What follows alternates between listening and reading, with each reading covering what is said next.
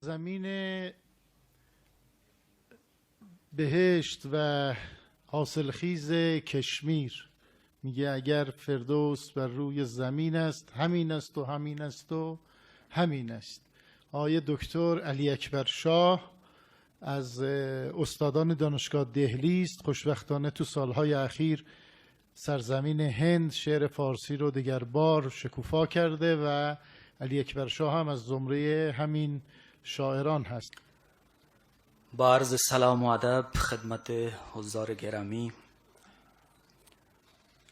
سلام گرم ملت هند و مخصوصا مردم کشمیر رو خدمت حضرت آقا ابلاغ میکنم. علیکم و علیهم السلام.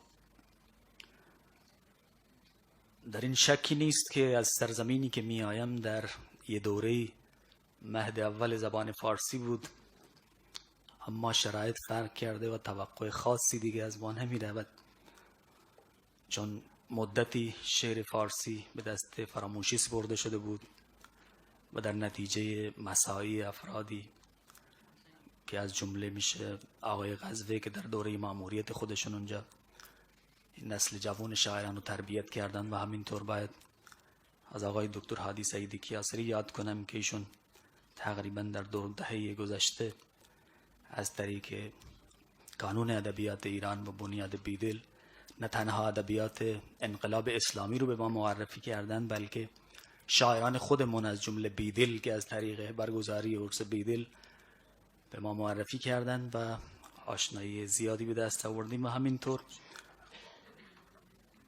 به هر حال خدماتی که اینها دارند الان خوشحالیم که شعر فارسی رو به احیاست.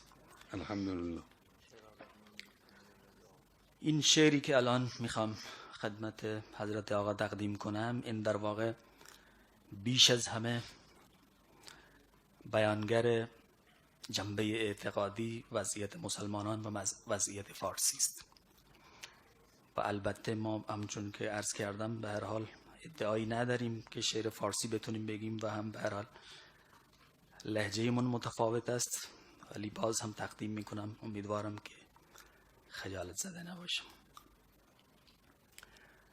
فتنه این بار هم از شام به راه افتاده است، کفر در هیئت اسلام به راه افتاده است. آفرین آفرین. علم آل سعود است به نام اسلام، فتنه عاد و ثمود است به نام اسلام. آفرین. نهروان است و خوارج غم ایمان دارند، بر سر نیزه ببینید که قرآن دارند. باز هم وهم فتوحات به عزم حرم است، نفحات غم ما سهم فصول الحکم است. باز از چشمه تاریخ جنون می جوشد، هند تا اندلس از قلقل خون می جوشد. سالها وعده منصور به خود می دادیم، مژده آمدن نور به خود می دادیم.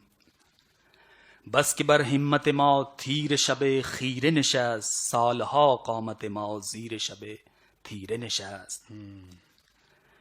ببری از بنگال هویدا نشده است، آتشی در نفس قوال پیدا نشده است.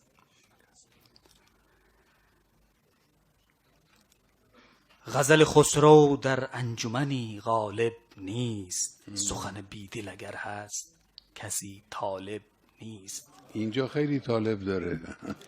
وزیر هم بیدل هم غالب، همشون اینجا طالب زیاد داره. برای همین زنده مونده عجب. هم غنی کشمیری همشهری شما، خیلی خیلی همشهری خودتون. بله بفرمایید. شور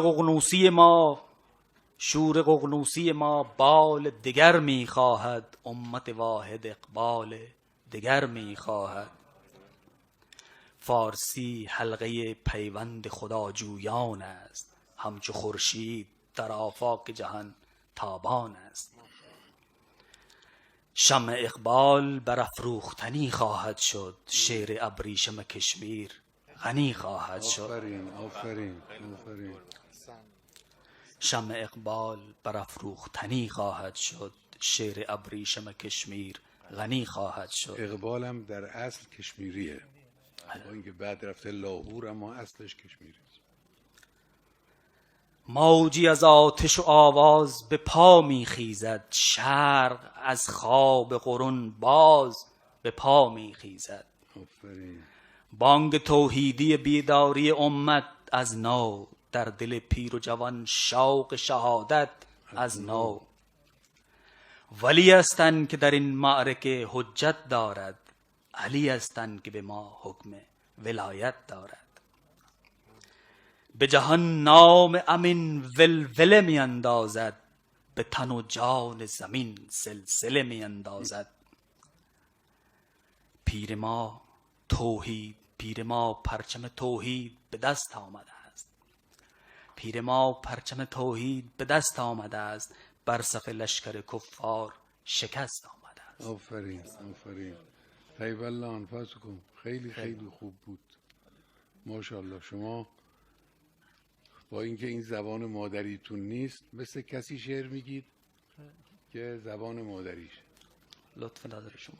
آزمونی هم در اونجا بود، در بین تمام دانشجوهای دکترا رتبه اول رو همون سالی که ما اونجا بودیم ایشون بهترین دانشجوی دوره دکترا بود. خیلی خوب بود، خیلی هم مضمون خوب بود، هم الفاظ خوب